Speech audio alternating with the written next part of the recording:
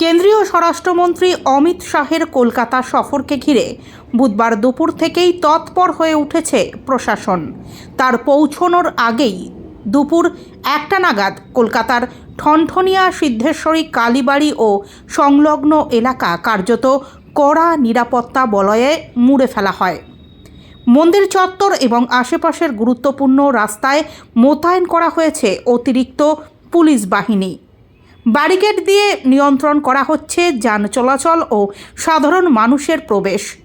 প্রতিটি প্রবেশপথে চলছে তল্লাশি। প্রশাসন সূত্রের খবর অনুযায়ী ভিআইপি নিরাপত্তা প্রোটোকল মেনেই এই ব্যবস্থা নেওয়া হয়েছে।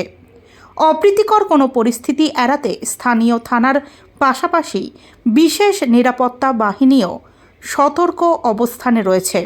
অমিত শাহের আগমন ও কর্মসূচি নির্বিঘ্ন রাখতে নিরাপত্তার কোনো খামতি রাখা হচ্ছে না বলেই জানিয়েছে প্রশাসন।